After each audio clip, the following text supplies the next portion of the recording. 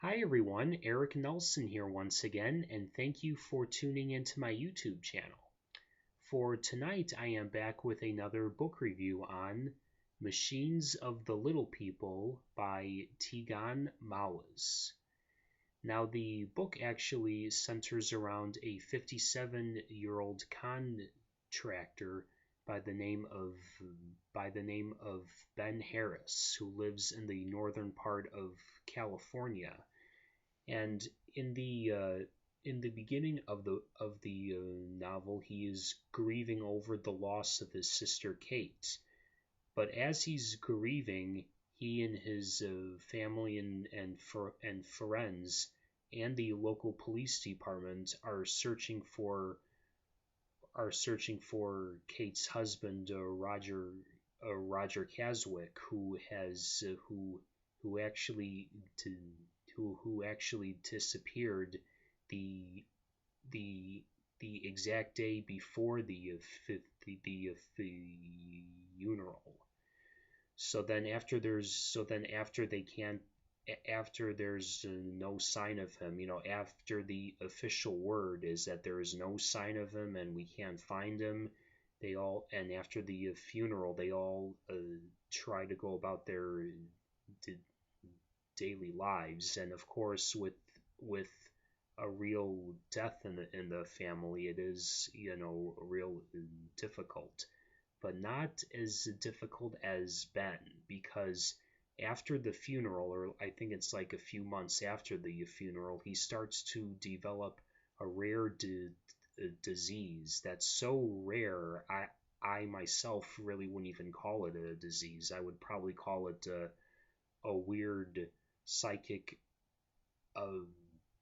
ability, which is actually involuntarily, where every time he walks by an electrical machine, it just all of a sudden, it just all of a sudden stops working.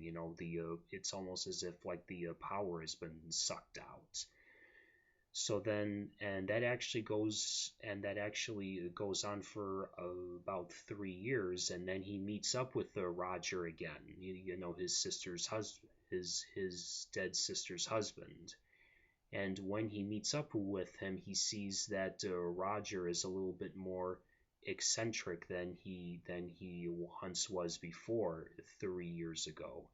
Eccentric almost to the point of lunacy. And he has also remarried a woman who can not only pass for his sister Kate, but when he first meets her, he almost thinks that Kate has been brought back to life almost, but he knows it's not her after speaking with her, and he's like, oh, okay, well, this isn't my sister, but damn, well, of course, looks like her. So then, as he starts talking with Roger, and then he starts to ask him about where he was and all, Roger actually starts talking about these group of people that live and work in his basement that he calls the the Katoys. And what they do in his basement is they build these machines and work on them, and they can actually track people's every move. Well, sometime after that, his new wife, who is actually named Jessica, she is actually discovered to be murdered, while Roger disappears once again. And before Ben can actually do any investigating, uh, government agents actually intervene, and they start to to interrogate him. Now, this is where we see that not where not all is what it seems. And what I mean by that is not all of the actual characters are what they seem to be.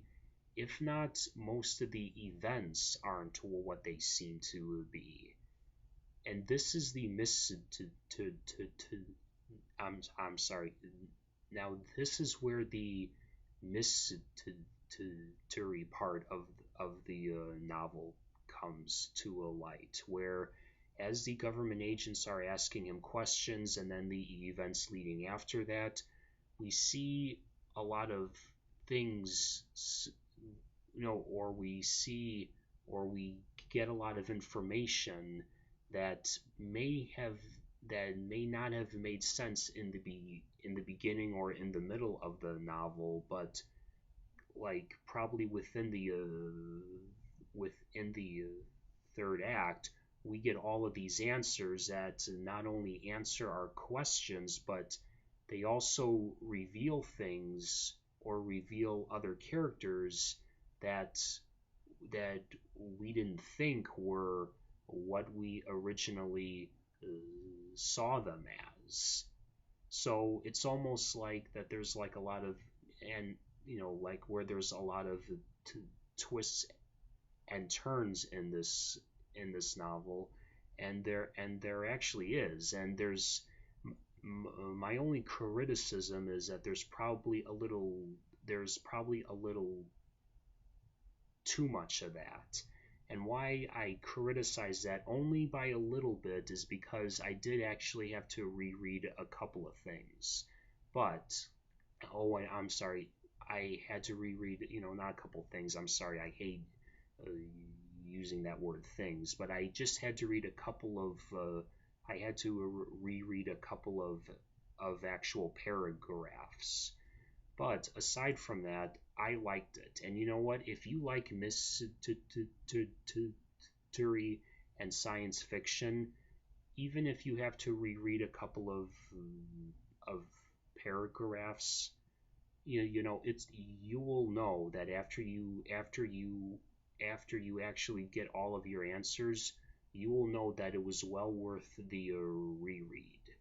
And I like how, in a lot of classic novels or in a lot of classic science fiction or mysteries, where we see a one character or one event as something, but then or we perceive them to be a certain person or a certain event, but then as we read on, then we're like, oh, wait a minute, that this person is actually like for an example, if we think that this one guy is a good guy, but then we find out later that he's actually a bad guy. Well, in Tegon Mouse's in in Tegon Mouse's story, it's not just one or two, if not, well, maybe I shouldn't reveal how many characters are not what they seem to be. But I will say this: the little people or the toys, how Roger was saying how they build machines that can track people's every move. Did did Ben's disease or his psychic ability to shut down machines as he walked past them, did that have anything to do with those little people or the toys? Well, I'm not going to reveal that because who knows? That just might be another conspiracy, because in this book it's also hinted at that maybe some things or someone or some people are controlled by government agents, these, or maybe even the same government agents who confronted Ben after Roger disappeared a second time. Who knows? But basically, folks, this book is filled with mystery and science fiction, of course, but it's mostly mystery. And if you love, and whether you love, questioning, a certain character or a certain event, it just makes reading much more fun, because it's almost like you're playing a game with your imagination. So you can get this book on Amazon or anywhere else, and I hope to see you all at the bookstore or the iBookstore.